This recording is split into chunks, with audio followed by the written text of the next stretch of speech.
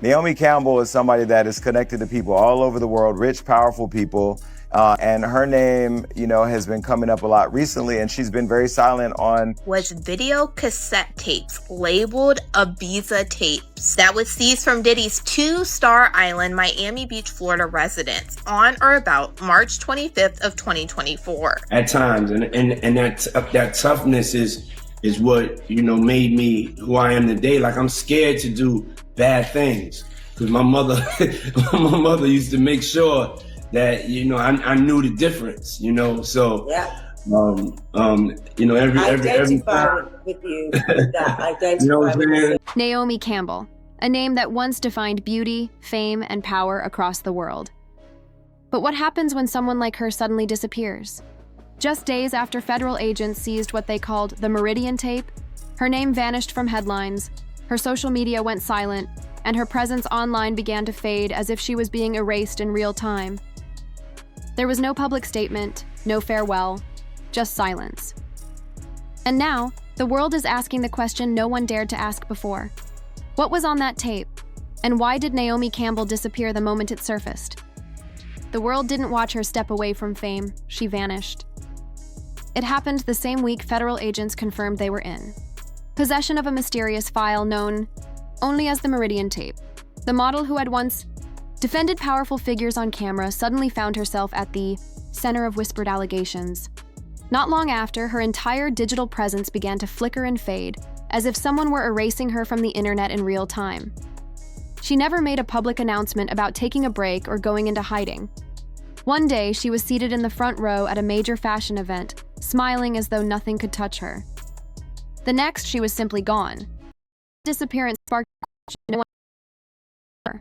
Why did she vanish the same week investigators confirmed they had that mysterious tape? The reports weren't gossip or speculation. They were official documents listing seized laptops, hard drives, and surveillance equipment. Then things got stranger. The moment the inventory leaked online, her digital footprint began dissolving piece by piece. Old photos vanished, online profiles glitched, and years of content disappeared as if being wiped clean. Many began to wonder if she was distancing herself from something she knew was about to surface. Even a popular talk show host fell silent mid-interview when the case came up, his uneasy expression hinting at more than he dared to say aloud. different things. So a lot of celebrities that are afraid to be tied to Diddy after dark are not coming forward saying like, hey, yeah, we've been to a Diddy party. I've been to a Diddy party. So I think, trying to make sense of all of it, has been mind-boggling because there are so many things being connected to things that are not a thing. And from what you're hearing, Jason, do you think there's a lot more dominoes to fall here? Absolutely. I mean, I'll put a name out there that really close to Puffy, which has been ironically very silent, and I mean silent, is Naomi Campbell. People online began referring to it as the recruiter theory.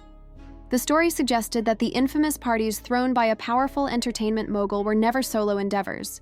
Someone had to set the stage.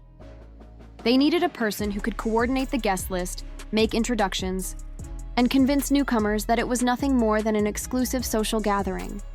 In the rumor mill's logic, who better to play that part than a world-renowned figure with global recognition?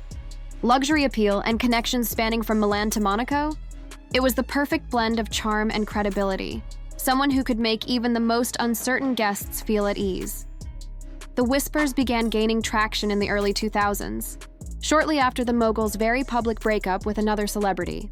Their split dominated tabloids, with interviews painting a picture of chaos, heartbreak, and volatility behind the glitz.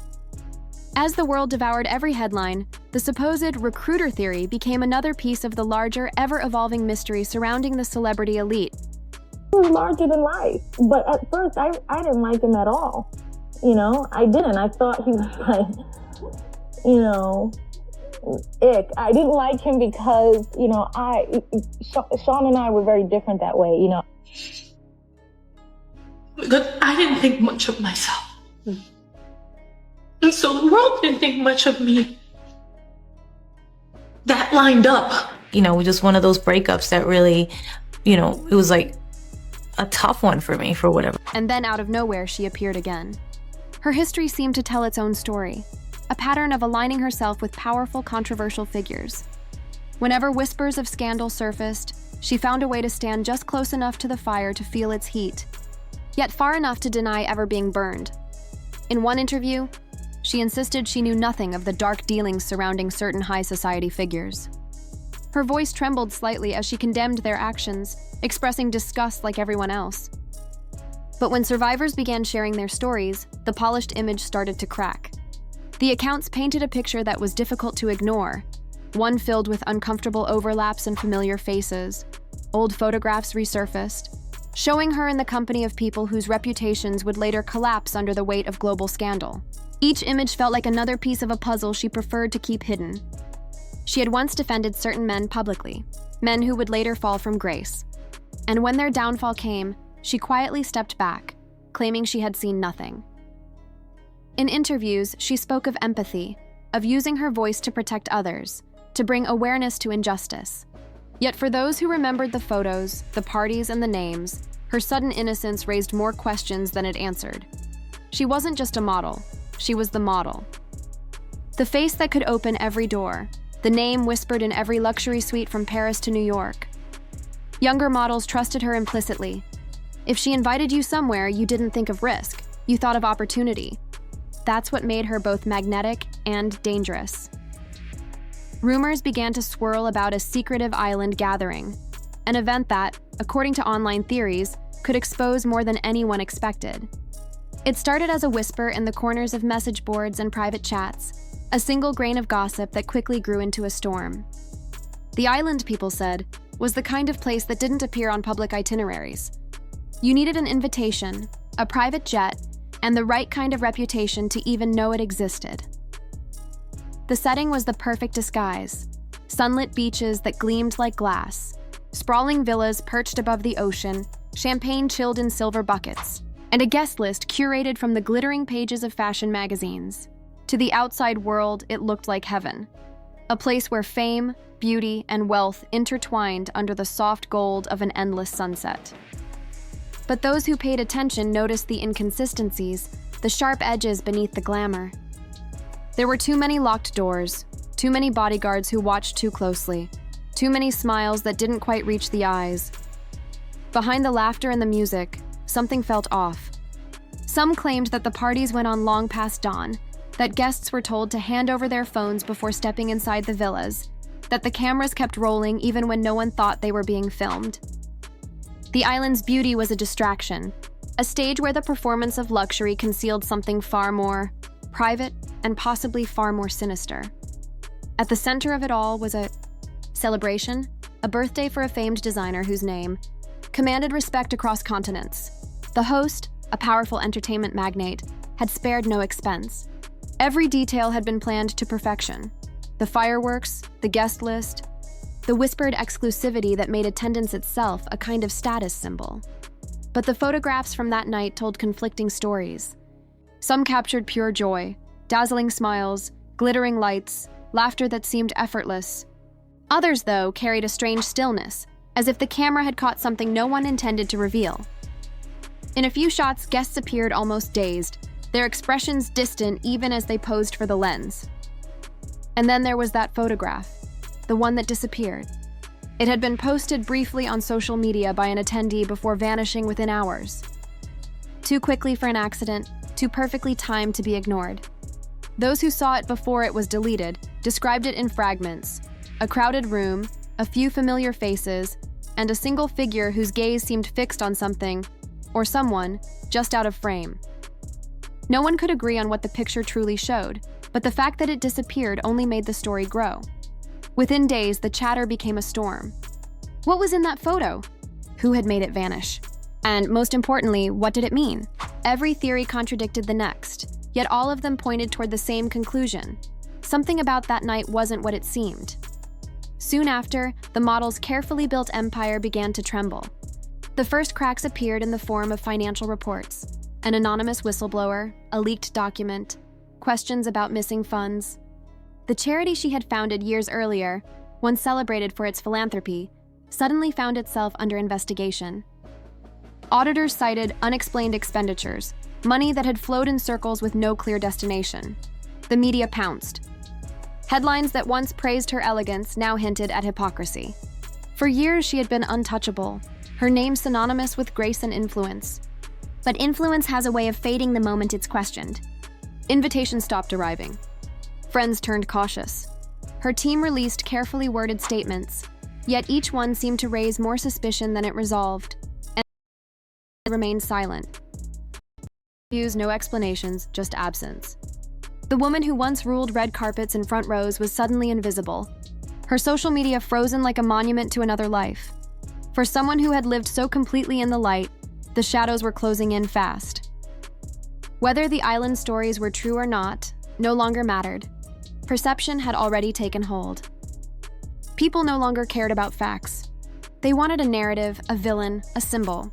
And somewhere out there, on an island bathed in golden sunlight, the truth waited. Buried beneath a layer of charm, secrecy, and the kind of silence that can only exist where power hides its sins. Soon, her public image began to fracture. Reports surfaced claiming that funds raised for charity had been misused, spent on luxury accommodations, spa retreats, and personal indulgences instead of the causes they were meant to support. The fallout was immediate. She was barred from leading any nonprofit organizations for years. When asked for comment, she expressed shock and disappointment. She claimed that she had placed the foundation's management in the hands of legal advisors and had trusted them completely. "Every contribution I've ever collected," she said, "has always gone to help those in need." But her words didn't silence the growing tide of suspicion. Then came the whispers, faint at first, like static at the edge of a broadcast. They spoke of a mysterious recording, a collection of footage said to reveal scenes far darker than anyone had imagined. The setting, according to rumor, was an island known for its luxury and secrecy, a place where power gathered in private, where the rules of the outside world blurred into something unrecognizable. For years, the island had been painted as a playground of the elite. There were stories of lavish parties that lasted until sunrise, of models and moguls, actors and aristocrats, all mingling beneath strings of golden light. To outsiders, it looked like a dream, champagne flowing, music pulsing, laughter echoing across the water. But as time passed, those images began to take on a different shape. The smiles seemed tighter, the laughter rehearsed, the glamour almost too perfect. It was the kind of beauty that hides something rotten underneath. The whispers grew louder after the so-called island tape was mentioned in an online forum. No one knew who first brought it up. A late-night post from a throwaway account, a screenshot that vanished within hours.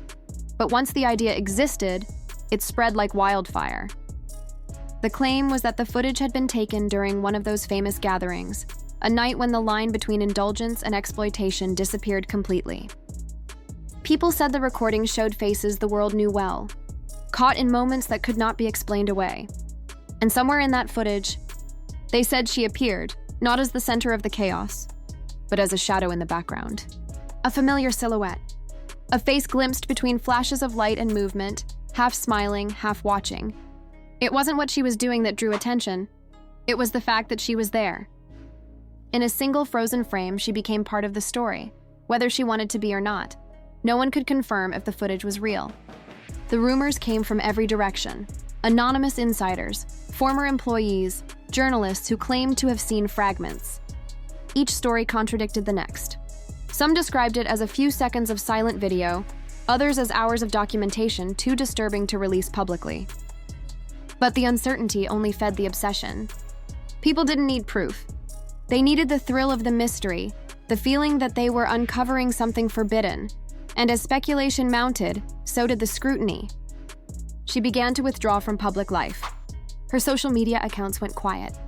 Appearances were canceled, interviews postponed. It was as if she had vanished into the spaces between headlines, present in rumor but absent in reality. Every move she didn't make became a statement in itself. If she's innocent, they asked online, why disappear now? But those closest to her whispered a different theory. Maybe she wasn't running from guilt at all.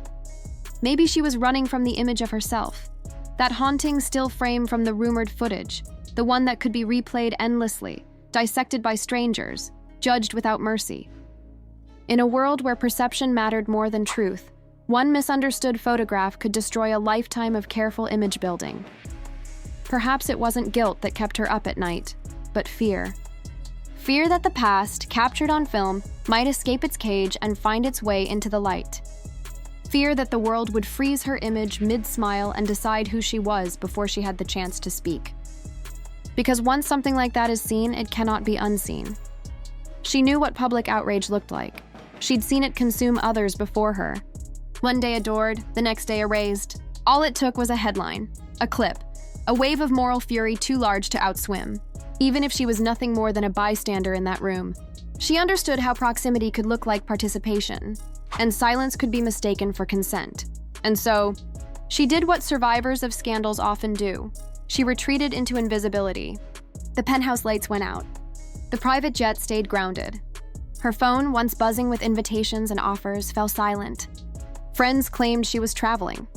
Others said she'd gone somewhere remote, a villa on a cliffside perhaps, where no one could reach her.